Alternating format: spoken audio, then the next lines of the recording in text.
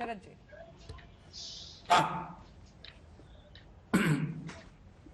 देखिए, मेरा मानना ये है, जहां तक इसका सवाल है, ये अटकलें इस तरीके की आती हैं। अब मेरी आवाज आ रही है? बिल्कुल आ रही है सर, बोले।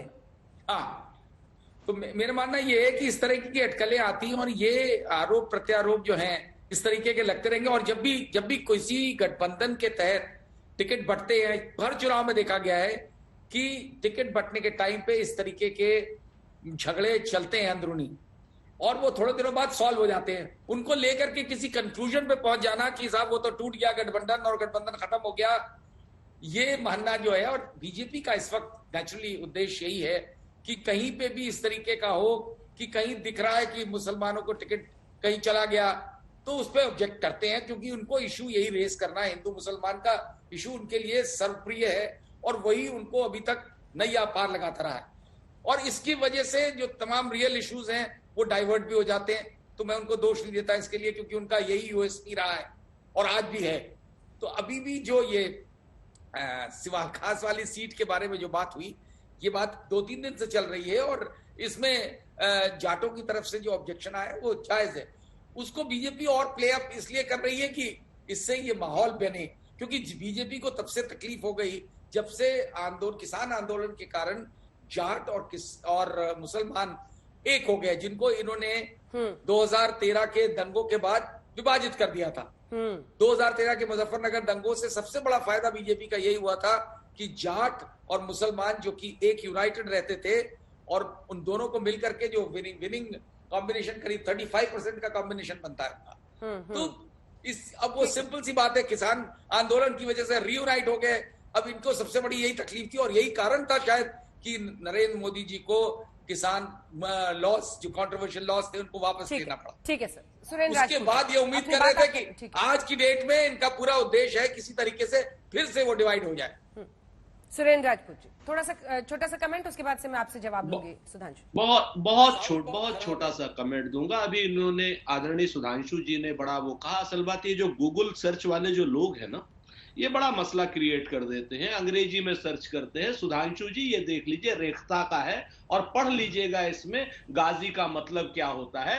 मुसलमानों का वीर योद्धा, बहादुर, शूरवीर, बहादुर, अल्लाह की राह में जंग लड़ने वाला, विजेता, और मुसलमान बादशाहों और फातिहों का लक़ब। इस चीज को देख लीजिएगा, गूगल सर्च करके। अरे आप तो बहुत पढ़े लिखे इंसान है भाई, इस तरीके की हिंदू मुसलमान की बातें मत कीजिए। और काफिर का मतलब अधर्मी होता है, विधर्मी नहीं होता है। थोड़ा सा ध्यान रखिए, इस देश को एक रखिए, नेक रखिए। हिंदू मुसलमान करके चुनाव जीत भी जाएंगे तो क्या मिल जाएगा आपको?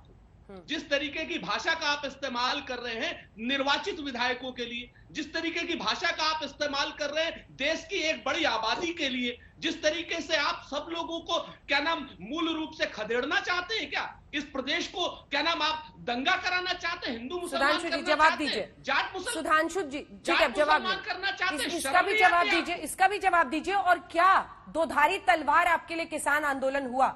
क्योंकि आप लोग जो फूट बनाकर रहना चाहते थे पश्चिमी उत्तर प्रदेश में जाट और मुस्लिम्स के बीच में, वो भी उससे पूरी तरह से आप फेल हो गए हैं, वो एकजुट हो गए हैं। तो दूसरी तरफ किसानों की नाराजगी 3 कानून वापसी से खत्म हुई है। मान्यवर, ये भी देख लीजिए, गूगल में ही रेखता का अनुवाद है, मैं पढ़ देता हूं। इस्लाम के अनुसार वह वीर जो धर्म के लिए काफिरों से युद्ध करे, मुसलमानों का वह वीर योद्धा जो धर्म के लिए धर्मियों से युद्ध करे। अब सुनिए ना, अभी जाके मैं स्टेटमेंट दिखाऊं कि काफिर अधर्मी, अब मत जाइए। अब सुन लीजिए, काफिर का मतलब अधर्मी। सुरेंद्र जी प्लीज, जाकिर नायक का स्टेटमेंट दिखाऊं, पढ़ लीजिए। अब ये काफिर की व्याख्या करने लगे। अब छोड़िए अंजना जी, आज आपने देखा ठीक है, गाजी पर आप रिसर्च बाद में कर लीजिएगा, गाजी पर रिसर्च कर लीजिएगा बाद में। गाजी की व्याख्या, फिर काफिर इशू पर आइए सर, इशू पर आइए। जो हम मुद्दे पे आए, देखिए अभी धर्मवीर चौधरी जी ने कहा कि वो जाट सभा के राष्ट्रीय महामंत्री हैं, रोहित जी ने कहा वो उपाध्यक्ष हैं। अब ये तय कर लें, उपाध्यक्ष और महामंत्री दोनों का दावा है कि उनकी पार्टी को समर्थन मिल रहा है, तो पहले ये दोनों तय कर ले। इससे पहले की बहस आगे जैसे सुधांशु जी, एक सेकंड आपसे, एक सेकंड आपकी इजाजत से, एक सेकंड आपकी इजाजत से एक सवाल पूछना चाहती हूँ रोहित जी से। कितने ऐसे संगठन है रोहित जी, उनको हराकर उनको छल पूर्वक हटाकर मुलायम सिंह सीएम बने थे कि नहीं, शरद प्रधान जी को पता होगा। दिसंबर 1989 उत्तर प्रदेश विधानसभा का तिलक हॉल, बताइए शरद जी, याद है कि नहीं आपको? शरद जी को दिखाइए, शरद जी।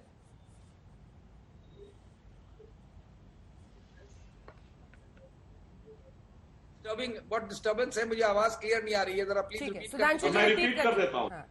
दिसंबर 1989 में जब वीपी सिंह प्रधानमंत्री बने थे, चौधरी अजीत सिंह उत्तर प्रदेश के मुख्यमंत्री के लिए सबसे बड़े दावेदार थे। उनका कद भी उस समय मुलायम सिंह से बड़ा था, परंतु मुलायम सिंह जी ने युक्ति पॉलिटिक्स के द्वारा वीपी सिंह के साथ मिलकर अजीत सिंह जी को नहीं बनने दिया था। उत्तर प्रदेश के तिलक हॉल में दिसंबर 1989 विधानसभा, मुझे बचपन में पढ़ा हुआ याद है, आप तो पत्रकार रहे, आप बताइए सच था कि नहीं कि चौधरी अजीत सिंह जी को पीछे करके मुलायम सिंह बने थे? बोलिए। नहीं, ये तो हकीकत है सुधांशु जी, ये सबको मालूम है, तो इसमें कौन सी नई बात है? ये हुआ था, लेकिन क्या आप क्या कहना चाह रहे हैं कि आज की डेट में फिर से वो हिस्ट्री रिपीट कर रही है उस बात को? वो ये मैं कहना चाह रहा हूं, इस तरीके का होता है, दावेदार थे बिल्कुल अजीत सिंह की बात आती है, हाँ बिल्कुल आपके, तो विरासत में धोखा किसने दिया है? चौधरी चरण सिंह को कांग्रेस ने, चौधरी अजीत सिंह को सपा।